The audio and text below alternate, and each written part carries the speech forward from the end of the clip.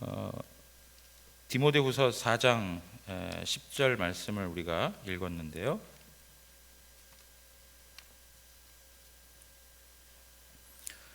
대마에 대한 이야기가 나오고 있습니다. 대마. 이제 우리가 철로 역정을 읽어가면서 이제 대마라고 하는 캐릭터가, 대마라고 하는 사람이 이제 등장하게 되는 건데요. 자, 그 대마가 등장하기 전에 내용들을 좀 살펴보면, 크리스천과 소망은 지난주에 이야기했던 것처럼 사심과 그의 친구들보다 이제 앞서 행하게 됩니다. 그들과 같이 동행할 수 없다는 걸 깨닫고 이제 앞서 행하게 되죠. 그런데 그들이 걸어가는 길은 안락이라고 하는 평원입니다. 안락이라고 하는 평원. 근데 그 길은 길지 않았던 길입니다. 안락이라고 하는 길, 그 길을 걸어가는 동안은 그들 마음 가운데 편안함이 있었고 기쁜 마음이 있었습니다. 여러분, 편안하고 기쁜 마음이 있었다면 이러한 길이 좀 계속 연장되어져서 그 편안함과 기쁨의 삶을 좀 더 오래 누리고 싶어 하는 것이 우리의 마음일 거 아닙니까? 그런데 그 길이 어떻다고 그래요? 짧다라고 얘기해요. 좁고 짧다. 그러니까 우리 마음 같아서는 이러한 그 안락함이 좀 계속 유지됐으면 좋겠는데, 하나님께서 이 순례의 과정 속에 그런 길을 길게 허락하질 않으시는 거죠. 그럴 때 우리 안에는 어쩌면 좀 그런 불평이 생겨날 수도 있을 거예요. 좀 길게 그런 길을 좀 주시면 좋으련만 왜 이렇게 짧게 하시는가? 지금 여러 가지 과정들을 거치면서 살아오고 있는데 이런 길을 통해서 좀 더 길게 편안하게 살면 좀 좋으련만 이걸 왜 용납하시지 않을까 하는데, 사실은 이러한 안락의 길이 짧은 것이 우리에게는 은혜입니다. 왜냐하면 인간 안에는 무엇이 있어요? 죄성이 있어가지고 조금이라도 좀 더 이렇게 편안해지고 하면 영적으로 그만 나태해지고 게을러지는 일들이 생겨나는 것이죠. 그러니까 여러분, 우리가 사실은 하나님 앞에서 무조건 편안하고 또 그냥 좋은 조건 안에 있다는 것만이 우리의 행복은 아닌 거예요. 우리가 어떠한 문제에 있어서 기도할 수 있고 또 그것 때문에 깨어날 수 있다면 그것은 우리에게 있어서 너무 행복한 조건이 될 수 있는 거예요. 그래서 사실은 우리가 기도할 때도 그렇고요, 새벽 예배 나와 기도하는 거나 금요 기도에 나와서 기도하는 거나 이렇게 보면 사실 어떤 때는 그냥 몸이 천근만근 그냥 좀 쉬고 싶다 하는 생각들도 참 많은데, 그럼에도 불구하고 그 몸을 일으켜서 그 쉬고 싶은 그 의지를 가라앉히고 나오는 거예요. 이유가 뭘까요? 기도하지 않으면 안 돼. 하나님 앞에 엎드리지 않으면 안 돼. 내가 이렇게 쉬자, 그리고 또 누워있자, 그리고 또 자자, 이렇게 할 수 없는 상황이야. 그렇게 할 수 있는 그런 상황이 될 수 없어서 하나님 앞에 안간힘을 써서 나오는 거예요. 그것 자체가 뭐라고요? 하나님 주시는 은혜라고 하는 것이죠. 하나님 주시는 은혜예요. 여러분, 이제 점점 날씨가 좋아지고 하니까 저녁 예배도 조금씩 이렇게 덜 보이시는 것 같아요. 근데 여러분, 이러한 것들이 우리 신앙에 있어서 별거 아닌 이야기인 것 같지만 굉장히 중요한 거예요. 하나님 앞에서 우리가 우리의 신앙의 태도를 항상 지속적으로 가져갈 수 있다는 것만큼 중요한 게 없어요. 근데 우리는 조금만 편안해지면 그새 나태하게 되어버리고 게을러지는 것이 우리의 모습이에요. 우린 그 인간의 연약함을 너무 믿을 때가 많은 것 같아요. 근데 실질적으로 우리 스스로를 믿을 수가 없는 것이죠. 여러분, 그런 측면에서 우리에게 하나님이 기도 제목거리를 주신 것 은혜입니다. 은혜이고 그것 때문에 하나님 앞에 깨어 있을 수 있다는 것은 우리에게 복입니다. 오늘 우리의 삶에 있어서 그러한 어떤 신앙의 그 조금의 불편함 때문에 오히려 불평하고 원망하지 마시고 오히려 감사함으로 받았으면 좋겠습니다. 그 평원을 가다 보면 그 앞에 무엇이 있냐면 물욕이라고 하는 부정한 이득이라고 하는 물욕이라고 하는 작은 언덕이 있는데, 그 언덕 한켠에 뭐가 있었습니까? 은광이 있었습니다. 은광. 은이 아주 희귀해가지고 사람들은 은을 보기 위해서, 은을 캐기 위해서 은광 입구까지 다가섰습니다. 그런데 은광 입구까지 다가서면 사람들이 거기에서 그 땅이 무너지는 바람에 글로 그냥 막 매몰되는 그런 여러 사고들이 있었습니다. 그것 때문에 많은 사람들이 죽고 많은 사람들이 다치는 그런 일들이 있고, 그걸로 다쳐서 장애를 입어서 한평생을 고생하는 사람들도 있었습니다. 여러분, 이렇게 사람들에게 이 호기심을 끌만한 그런 어떤 그 인간적인 욕심을 낼 만한 은광이라고 하는 것이 순례의 길에 딱 펼쳐 보여지는 것이죠. 이 은광이 왜 위험하냐? 한순간 사람들 마음 가운데 욕심을 일으켜 가지고 사람의 눈을 멀게 해버리는 거예요. 눈을 멀게. 여러분, 오늘 이제 다루고 있는 내용 중에 가장 중요한 내용이 있다면 인간 마음 가운데 있는 물욕이에요. 물욕, 탐심, 탐욕이 우리 가운데 있다는 것이죠. 그래서 어떤 분은 예전에 그 우리 우이 시대 조선이든 이렇게 그 동전을 보면 어때요?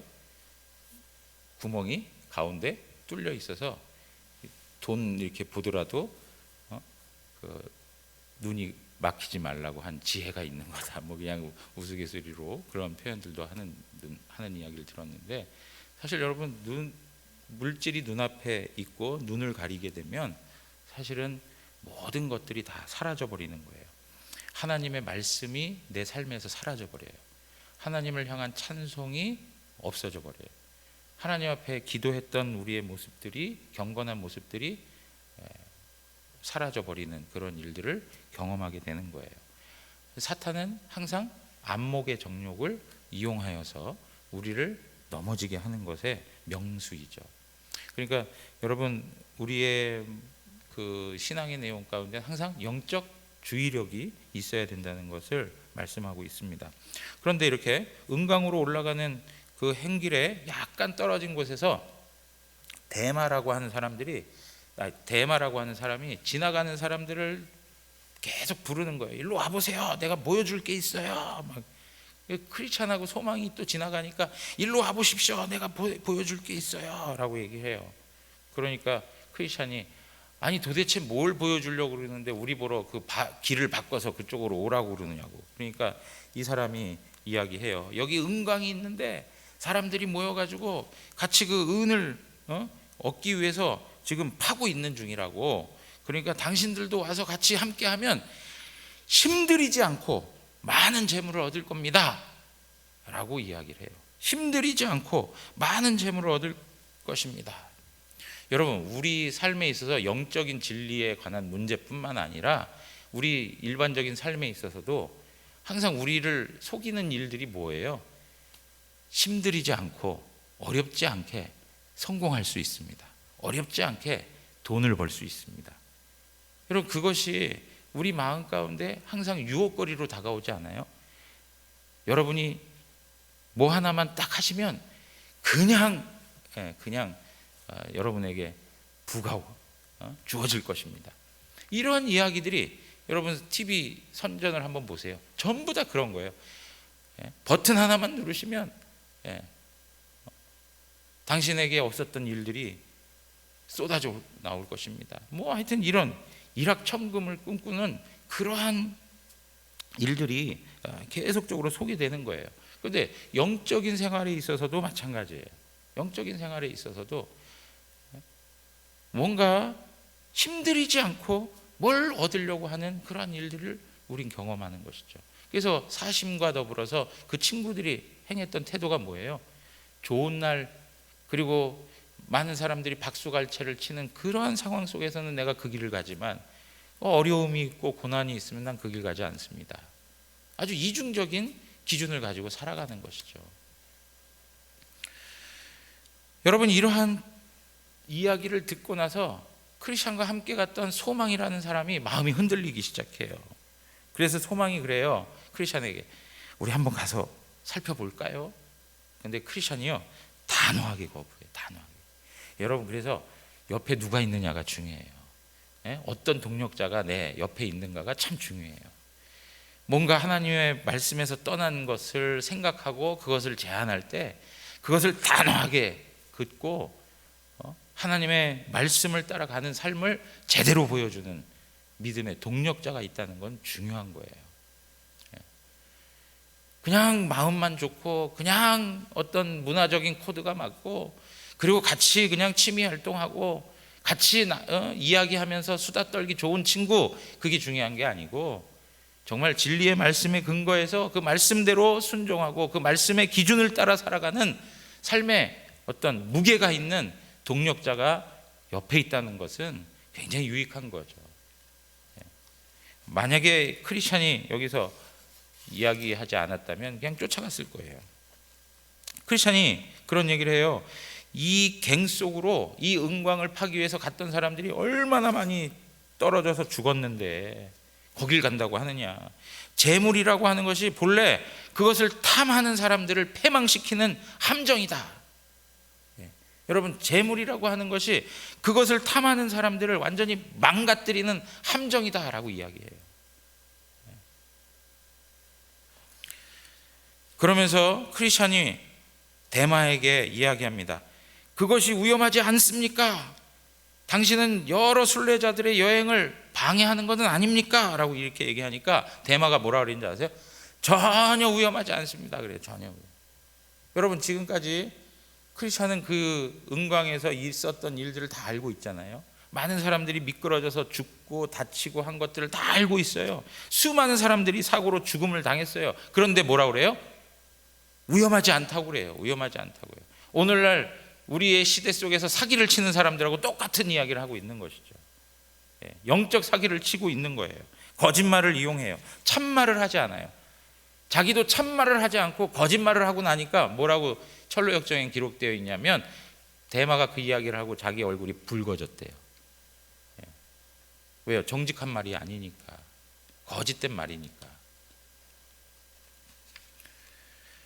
여러분, 하나님 없이 살아갈 때, 하나님의 말씀 없이 살아가도, 하나님께 예배하는 것이 없이 살아갈 때에도 당신은 행복할 수 있습니다.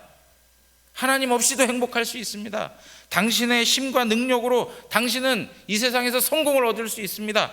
다 거짓말인 거예요. 다 거짓말이에요. 그런데 그러한 말에 현혹이 돼요. 여러분의 인생은 여러분의 것입니다. 나의 인생은 나의 것라고 우리를 그렇게 무장시켜버려요. 그래서 누구도 내 인생에 대해서 터치하는 거에 대해서 기분 나빠요. 목사도, 교회 장로도, 심지어 하나님의 말씀도 내 인생을 함부로 재단하는 거에 대해서 기분 나빠해요. 여러분, 이러한 거짓말들을 계속 사탄은 우리 마음에 심어주는 것이죠. 그런데 이러한 거짓말은 한두 번으로 끝나지 않아요. 계속 반복적으로 이루어지고 있는 거예요. 항상 우리가 생각해야 될 것이 무엇이냐면, 죄를 지을 때 우리가 하나님 앞에 어떻게 서게 될 것이냐를 생각하셔야 돼요. 하나님 앞에 서게 된다는 것. 여러분, 저도 그렇고 우리 한 분 한 분이 하나님 앞에 서게 되실 거예요. 하나님 앞에서 우리가 어떻게 살 거냐 이거예요. 이 땅을 살아가는 동안은 뭐 사람들과의 관계 속에서 어떻게 좀 모면하고 살아갈 수는 있을지 모르겠지만 하나님 앞에 서는 것을 우리가 어떻게 감당할 수 있겠냔 말이죠.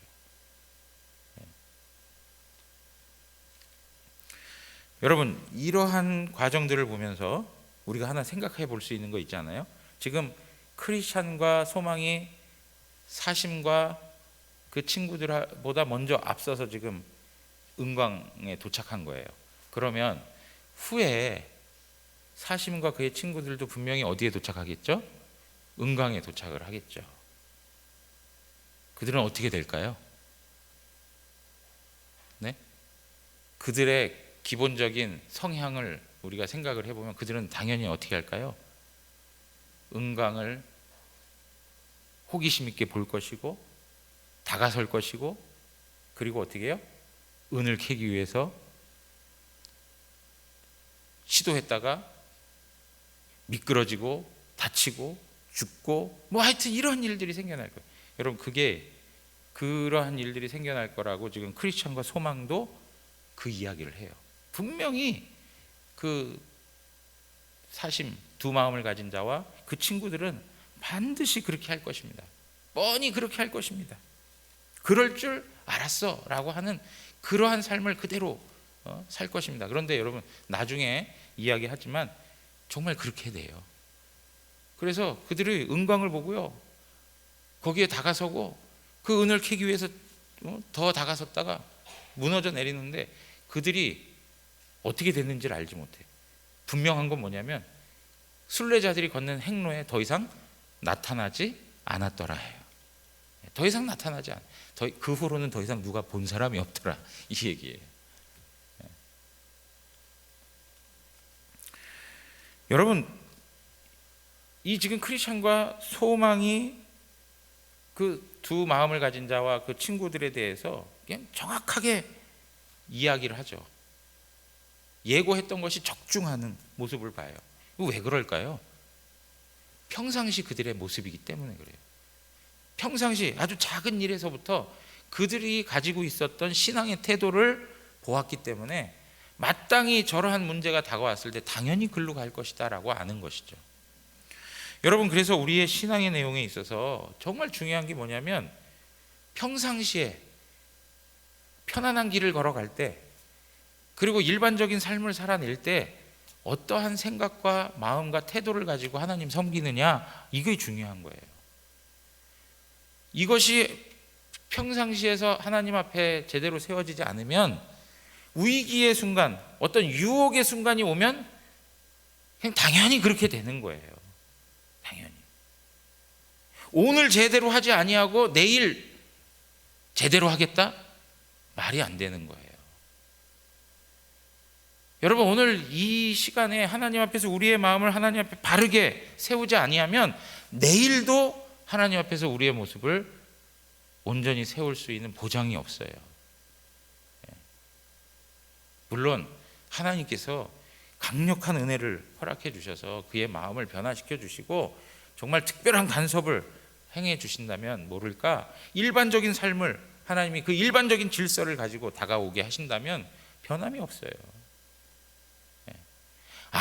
이 사람들 그럴 수밖에 없었지, 그럴 줄 알았지. 여러분, 그러한 사람들 되지 말아요. 그럴 줄 알았어, 평상시 하는 거 보니까 그럴 줄 알았어, 이렇게 되면 안 되잖아요.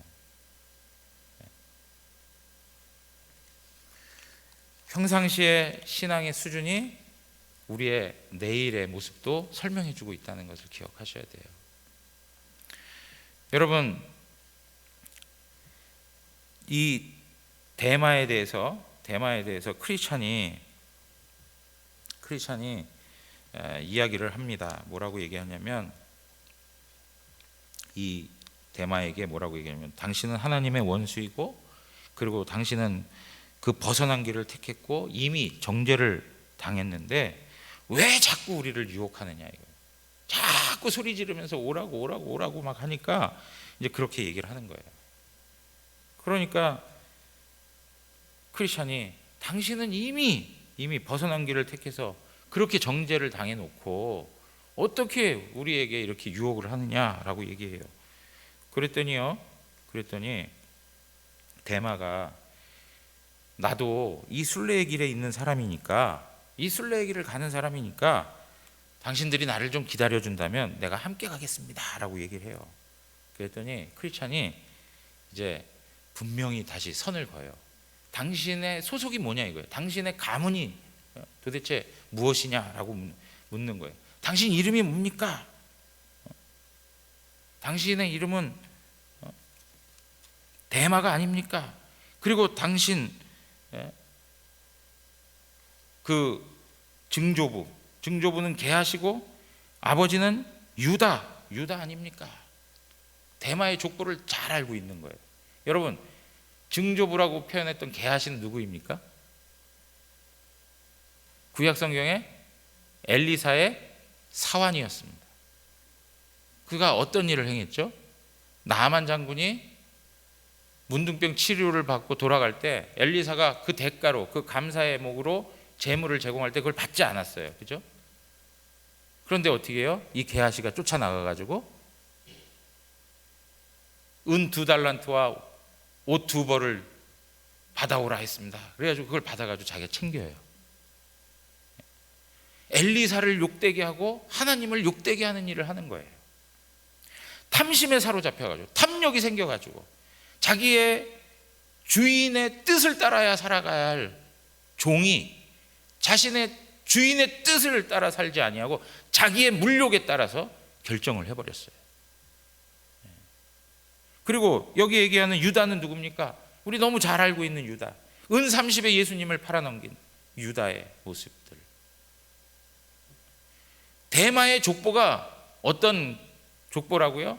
바로 이렇게 물욕에 사로잡혀가지고 신앙의 길에서 떠나서 가지 말아야 할 벗어난 길을 갔던 그러한 가문이다라고 하는 것을 설명해 주고 있어요. 여러분, 우리의 신앙의 내용에도 마찬가지예요. 우리가 어떠한 계보를 따라서 하나님을 섬겨가고 있느냐, 우리 부모들의 신앙이 어떠한 신앙의 내용으로 우리 자손들에게 설명되는가, 여러 가지 인생의 과정이 참 어렵고 힘든데 그 어려운 중에서도, 그 고난의 인생 속에서도 하나님을 신실하게 섬기며 하나님 앞에 정말 착하고 충성된 종이라는 그러한 삶의 내용을 감당했느냐, 아니면 그냥 물욕에 빠지고 탐심에 빠지고 자기 욕심에 빠져서 하나님을 이용하는 자로 그렇게 살아가고 있느냐라고 하는 것을 우리 자녀들에게 물려주는 거예요. 이런 계보가 계속 생겨나고 있는 거죠. 사랑하는 성도 여러분, 여기에 대마가 나오는데 대마라고 하는 사람 역시 바로 그러한 물욕에 사로잡혀서, 그리고 세상을 사랑하여서 하나님을 떠난 사람으로 설명하고 있죠. 오늘 한번 말씀 좀 보겠는데요, 골로새서 4장 14절에 가서 보세요. 한번 다 같이 읽어보겠습니다. 사랑을 받는 의사 누가와 또 데마가 너희에게, 사랑받는 의사 누가와 또 데마가 너희에게 문안한다 라고 얘기해요. 여러분, 이 모습만 봐도 데마에 대한 평가가 뭐 특별한 평가가 없어요. 그렇죠? 특별한 평가가 없어요. 자, 빌레몬서 24절에 가서 한번 보세요. 24절 또 한번 읽겠습니다. 또한 나의 동력자 마가, 아리스다고, 데마, 누가가 문안하느니라. 여러분, 빌레몬서에 있어서는 나의 동력자라 이렇게 표현하면서 마가, 아리스다고, 데마, 누가 이렇게 다 표현하고 있어요. 여러분, 이 빌레몬서에서 동력자라고 하는 이 말은 생명을 아끼지 않고 함께 했던 사람이라고 하는 것을 설명해 주는 거예요.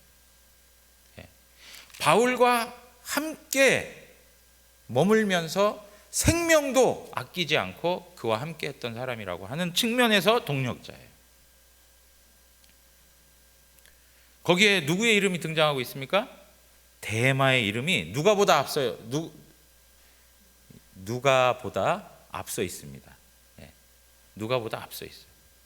그러니까 빌레몬서가 조금 더 앞서서 기록된 것으로 설명하고 있는데, 이때만 해도 데마가 누가보다도 더 신뢰할 수 있는, 뭐 신뢰라고 표현하기는 어렵지만 충성된 종처럼 나의 그 바울의 동력자로 함께 했다는 것을 설명해 주고 있어요.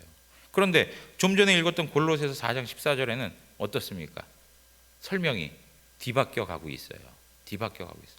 사랑받는 의사 누가와 그리고 데마를 설명해요. 여러분, 이러한 순서조차도 그냥 쉽게 넘어갈 만한 것은 아니에요. 이러한 모습 속에서 우리가 발견할 수 있는 건 뭐예요? 데마가 신앙적으로 점점 성장하고 세워져 가기보다는 퇴보해 가고 있다는 것을 볼 수 있는 거예요.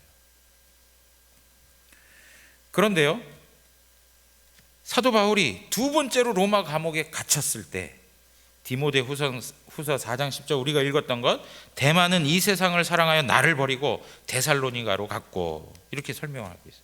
대마는 세상을 사랑하여 나를 버렸다 그래요. 두 번째 로마 감옥에 갇혔을 때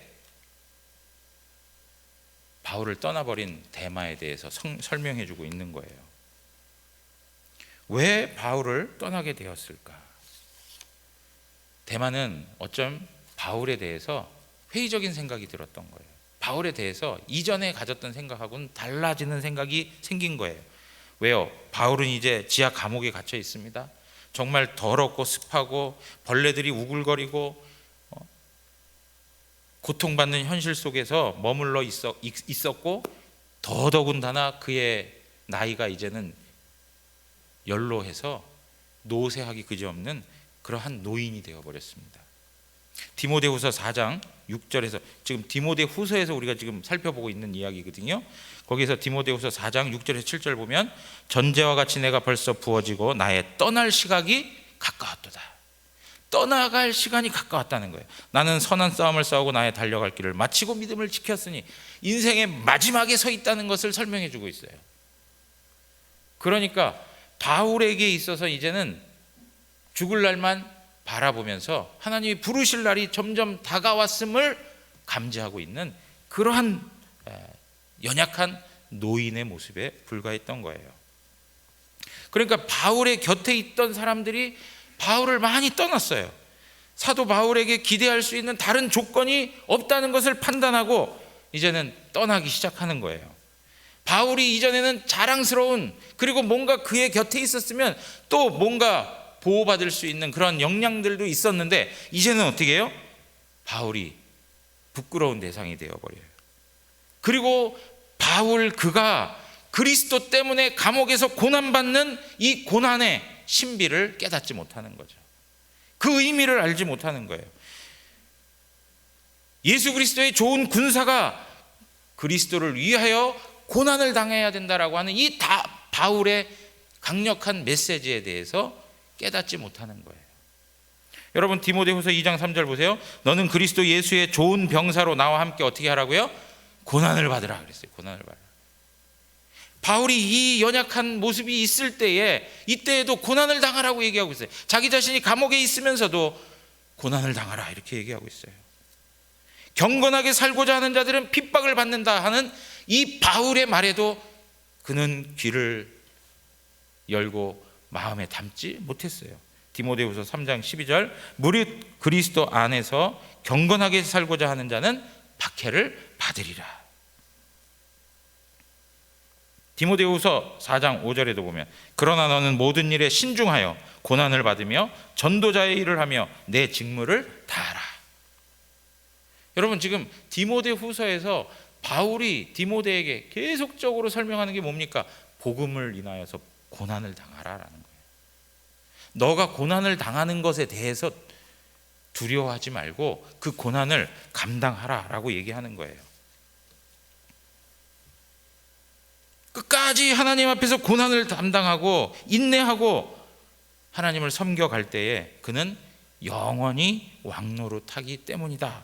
디모데후서 4장 18절, 우리 한번 다 같이 읽어보실래요? 18절입니다. 주께서 나를 모든 악한 일에서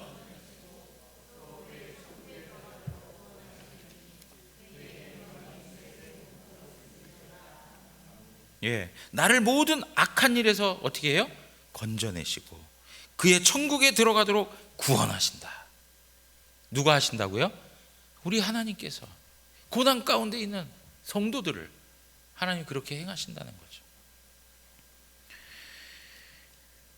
여러분, 신앙적으로 점점 살아가는 이 내용들이 참 어려운 때에 살아가고 있지 않습니까?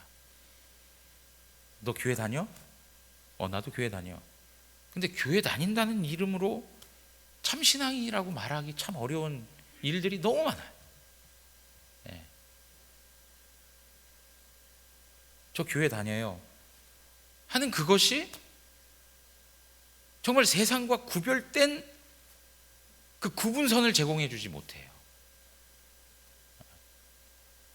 어쩌면 내가 교회를 다니는데 교회 다닌다고 하는 그 사람들의 모습 때문에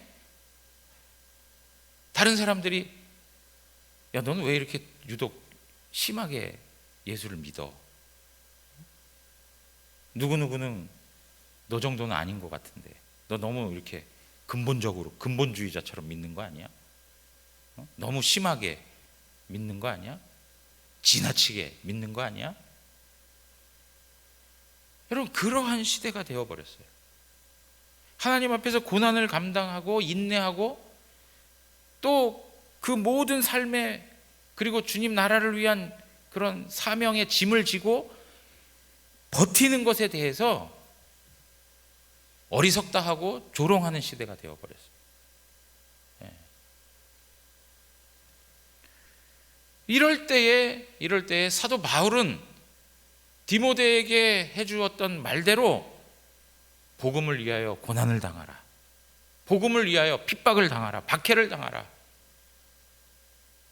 그 일들을 감당하고 인내하며 나갈 때에 하나님께서 모든 악한 일에서 건져내시고 너희들을 천국에 들어가게 하는 구원의 은혜를 베풀리라. 그렇게 강력하게 말씀하고 있는 거예요. 사랑하는 성도 여러분, 우리가 사도 바울의 이 권면을 우리 마음 가운데 잘 간직하기를 원합니다. 잘 간직하고 사셨으면 좋겠어요. 계속 세상에 마음 빼앗길 일들이 얼마나 많아요.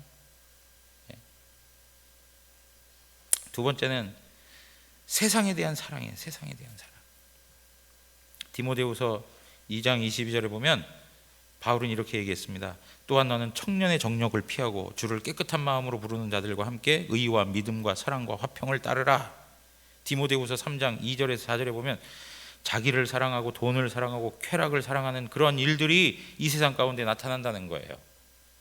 이 종말의 때에, 이 말세의 때에 이러한 일들이 보편적인 삶의 모습들로 나타난다는 거예요. 여러분, 오늘날 그렇습니까? 안 그렇습니까? 그냥 이 말씀이 너무나도 정확하게 우리의 현실을 지적해주고 있어요.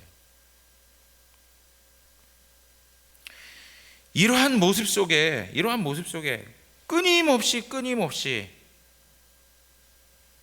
세상을 사랑하고 세상에 기대어 살 것이 아니라 오히려 하나님께서 주신 그 은혜를 기억하면서 거룩한 성도로서의 삶을 살아나가라는 거예요. 여러분, 디모데후서 1장 12절에 보면 이로 말미암아 내가 또 이 고난을 받되 부끄러워하지 아니함은 내가 믿는 자를 내가 알고 또한 내가 의탁한 것을 그날까지 그가 능히 지키실 줄을 확신한다 그래요. 하나님의 신실하심을 사도 바울이 고백하고 있죠. 여러분들, 하나님을 아는 지식이 있으시잖아요. 그러면 그 지식에 맞게 삶을 살아내시면 되는 거예요. 그죠? 그 하나님이 우리의 삶을 붙드시고 도우시고 지키시고 우리로 하여금 영광스럽게 승리하게 하실 분이라는 것 알잖아요. 그러면 그 믿음 가지고 살아가는 거예요. 그러면서 16절에서 18절에 한 사람의 가정을 설명해 주고 있어요. 16절에 보면 원하건대 주께서 오네시브로의 집에 국류를 베푸시옵소서. 그가 나를 자주 격려해 주고 내가 사슬에 매인 것을 부끄러워하지 아니하고 로마에 있을 때에 나를 부지런히 찾아와 만났습니다. 원하건대 주께서 그로 하여금 그날에 주의 국류를 입게 하여 주옵소서. 또 그가 에베소에서 많이 봉사한 것을 내가 잘 아느니라. 여러분, 뭡니까?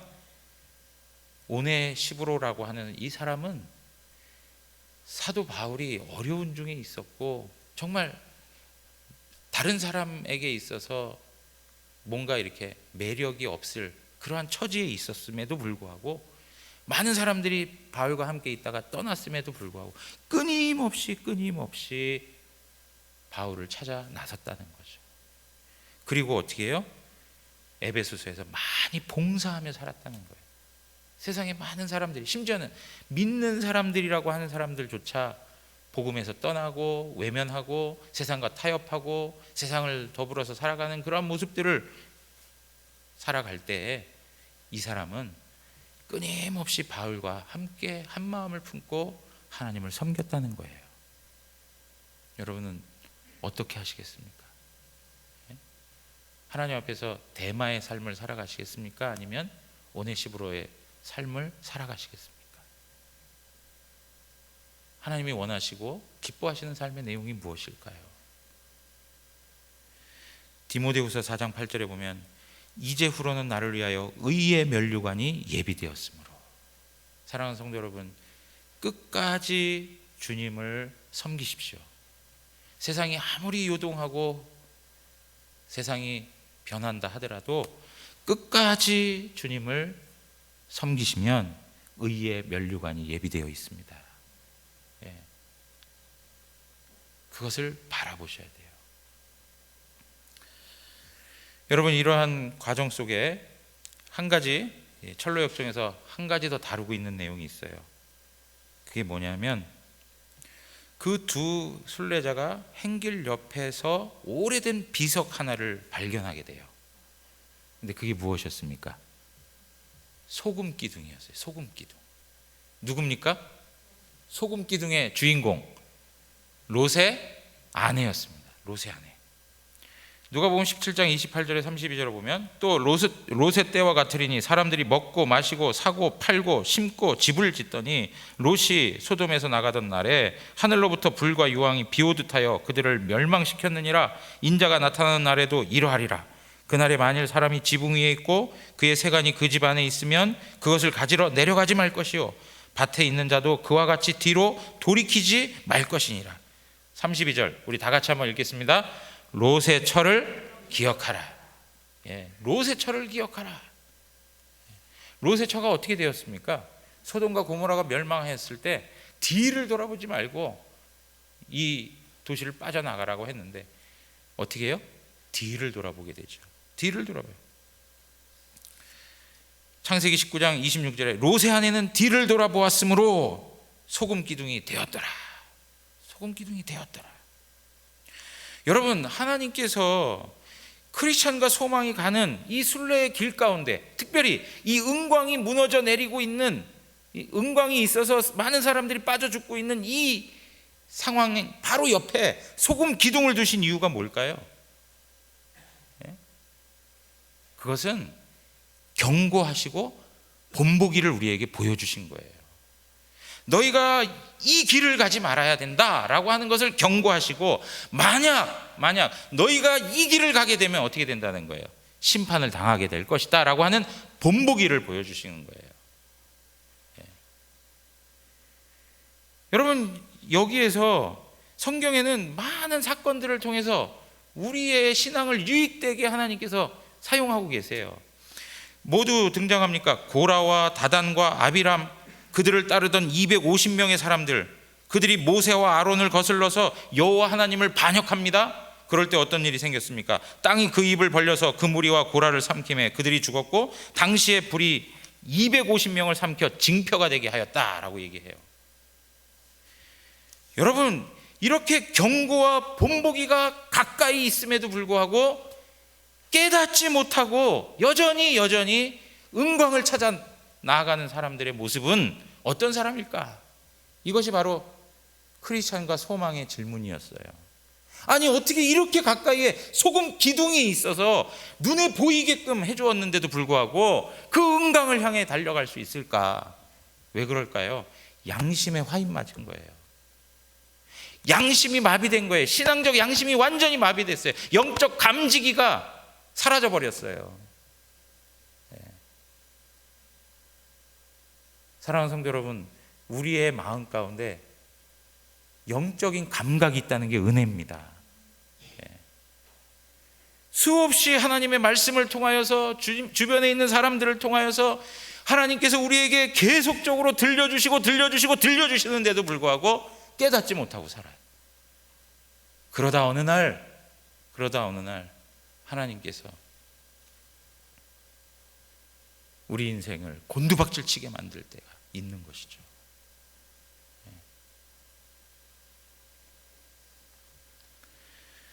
사랑하는 성도 여러분,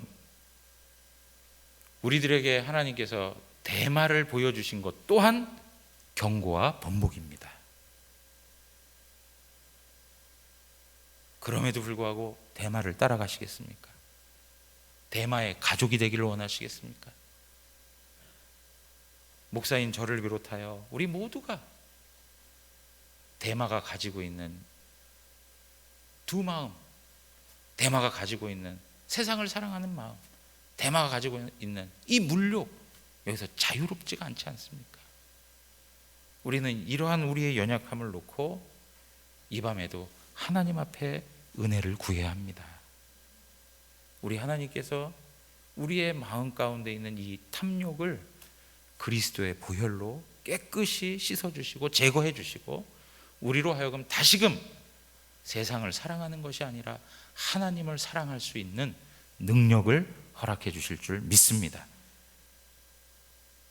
우리의 삶이 더 깊이 하나님을 사랑하는 삶이 되기를 주님의 이름으로 축원합니다. 우리 다 같이 찬양하겠습니다. 다 같이 일어나시겠습니다.